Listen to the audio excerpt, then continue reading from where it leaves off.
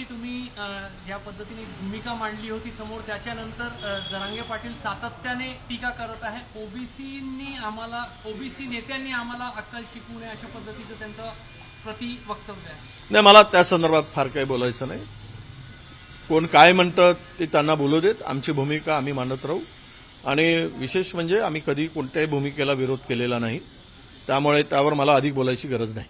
Hostel ओबीसींचे अजून झाले नाही. मराठा समाजाच्या हॉस्टेलची मागणी आली, ते सुरू पण झाले. 9 महिने झाले फाईल पडून आहे. कसं बघता तुम्हीच ते मंजूर केले होते 36 हॉस्टेल? नाही, उदासीन आहे सरकारची भूमिका ओबीसी प्रती. एकूणच मला वाटतं की ओबीसीचे मतं घ्यायचे, ओबीसीच्या जीवावर मोठं व्हायचं आणि ओबीसीला डावलायचं, ओबीसीच्या हक्काचं काढून घ्यायचं, हे सगळी नेहमीच पद्धत या सरकारची राहिलेली आहे.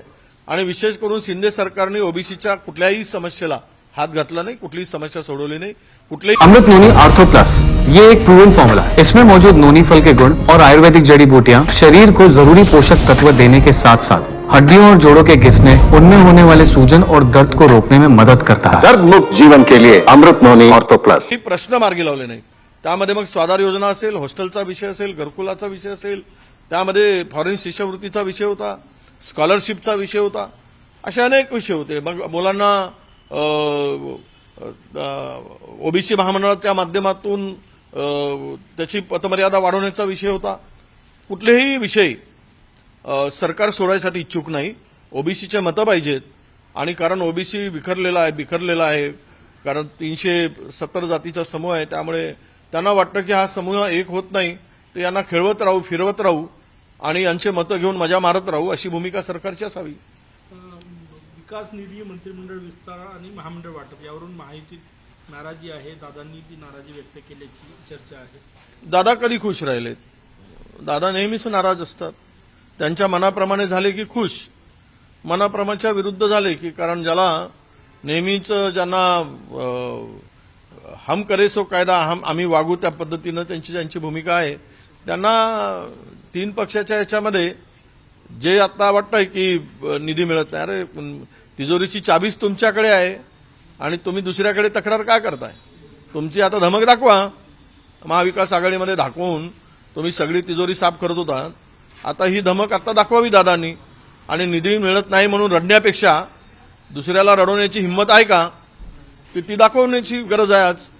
मला वाटतं दिल्लीचे आमचे संजय राऊत म्हणतात त्याप्रमाणे दिल्लीचे चरणदास झालेले आता इकडे चरणदास हे आपली दादागिरी दाखवू शकणार नाही.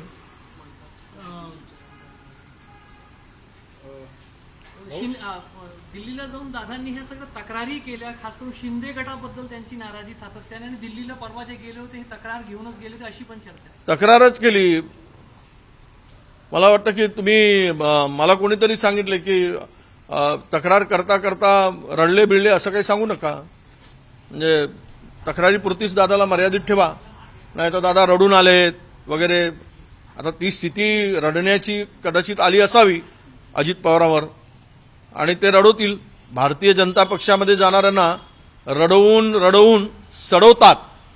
तर आता सडण्याची आणि रडण्याची स्थिती अजित पवार आली असावी.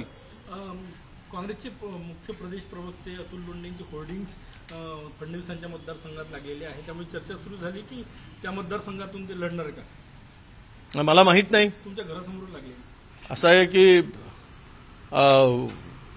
ते आणि प्रदेशाध्यक्षांना माहीत, दोघांनी काही ठरवलं आहे का, तर त्यांना विचारलं तर बरं. कारण आमच्या कानावर तशी काही गोष्ट नाही. आणि तिकीट वाटपाचा प्रश्न आता तरी म्हणजे आता पुढे नाही. पुढे काय अजून त्या संदर्भातली चर्चाही कुठल्या स्तरावर झालेली नाही.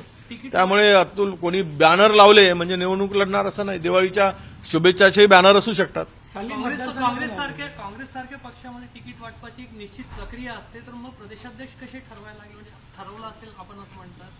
नाही ना, असं आहे की प्रदेशाध्यक्षांना माहीत, कारण ते मुख्य प्रवक्ते असल्यामुळे प्रदेशाध्यक्ष सांगू शकतील. प्रदेशाध्यक्षांना माहीत असं नाही. प्रदेशाध्यक्ष त्या संदर्भात बोलू शकतील, कारण ते मुख्य प्रवक्ते आहेत आणि प्रदेशाध्यक्ष आहेत. कोणाला कुठे काही कानात सांगितलं असेल, बाहेर सांगितलं तर मला माहीत नाही. रोहित पवारांनी आरोप केलेला आहे की लोकसभा निवडणुकीनंतर राष्ट्रवादीचे दादा गटाचे बरेच लोक भाजपात जातील. मी तर वेगळं ऐकलंय की वर चर्चा अशी सुरू आहे की पवार साहेबांना सांगितलं गेलं आहे की तुम्ही पवार साहेबांना वाटतं म्हणजे दिवाळीमध्ये जी काही झाली ती मला वाटते कौटुंबिक भेट असावी, ती राजकीय चर्चा नाही. मला सुप्रियाताईंनी पण स्पष्टपणे सांगितलं आणि त्यांची पण बोलणं झालं. मला असं वाटतं की पुढच्या वेळेस अजित पवारांना भारतीय जनता पक्षाच्या तिकिटावरच लढावं लागेल असं मला ऐकून दिसतं.